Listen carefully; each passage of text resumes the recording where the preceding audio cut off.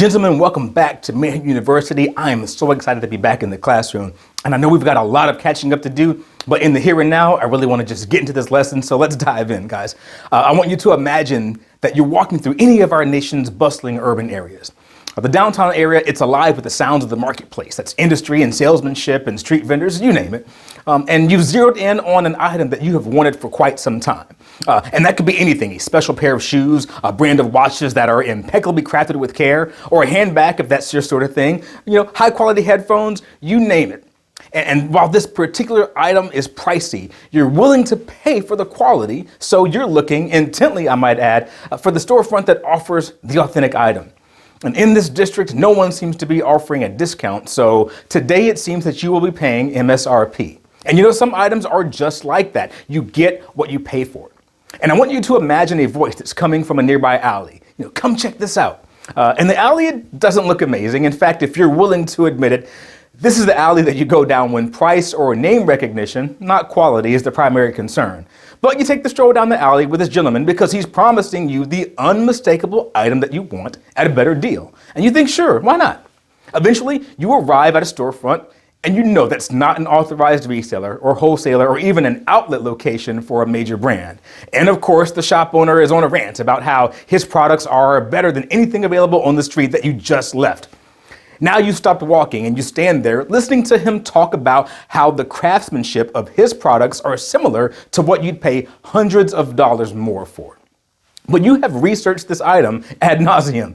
Though the casual observer would be fooled, you already see the telltale signs of a knockoff.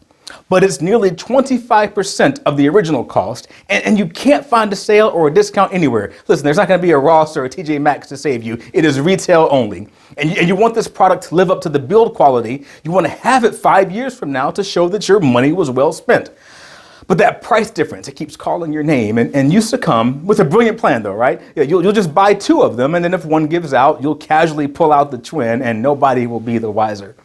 You still feel a little dirty about lowering your own standards. So as other would-be buyers look on, you have taken a seat and you've begun to show them how only the manufacturer himself could really tell the difference between the knockoff and the original. Come here, take a look at this. Man, I researched all the info on this and I'm telling you that they have caught almost every detail from the original. That's you talking. And as you convince others to join in, because misery loves company, you feel less and less alone in your decision to take the knockoff. Sooner or later, you've actually taken to ridiculing those who pay full price for the real brands. Now look how easily you went from a man who values quality to the guy who doesn't just buy a knockoff, but you believe in the knockoff. Okay, now we can begin today's lesson. To pull this together, I want you to draw your attention to the first verse of the first chapter of the first section of Psalms. And in the New King James translation, it says that blessed is the man who walks not in the counsel of the ungodly, nor stands in the path of sinners, nor sits in the seat of the scornful.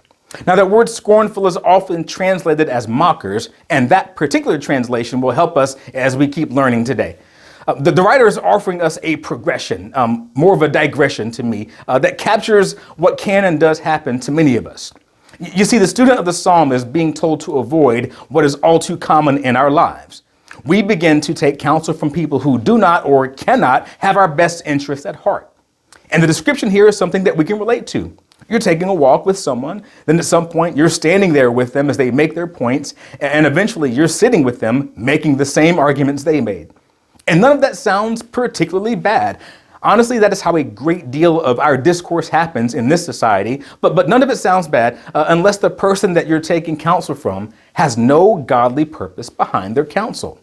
Let's bring this one a little closer to reality, okay?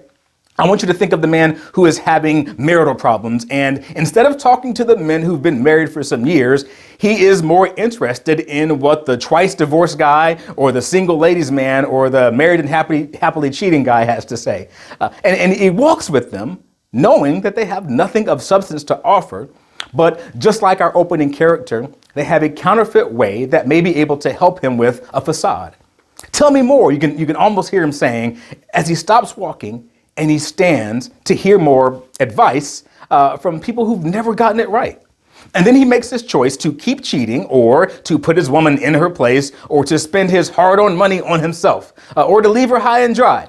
and he can't face the men who he knows are honoring their marriages. So he begins to regurgitate the same nonsense advice to anyone who'll listen. And now he's learning to use their words and phrases like ball and chain and henpecked to refer to other young married men who haven't given up. But you notice that he's careful to avoid spending time with the real men in his life the way our opening character is going to avoid getting too close to anybody who's got real Beats by Dre or Louis Vuitton or Rolex. You can find yourself in this trap easier than you think. When you seek guidance from the ignorant sources in life because you know what you're going to get from the tried and true men of wisdom. And you can get mad at me all you want and say that maybe our young man here was looking for a different perspective. But look, can we just be men for a second? This is about as convincing as the man who, after having an argument with his wife, sprints past the two men on his job who has celebrated a 10-year or a 15-year anniversary to get a woman's point of view from that really attractive single intern. Okay, let's switch gears a bit. Maybe somebody challenges your worldview with a political or a religious perspective that seems nuanced at first. And then under the carefully grafted guise of you got to keep an open mind, what starts as a healthy academic challenge to your paradigm very quickly turns to ask you to see a certain group of people as your enemy. And that can be based on their political party, their economic class, what music they like, their chosen profession or industry, the color of their skin, what church they attend, or who they voted for. But this person has lots of information that can help you uncover the truth. That's walking.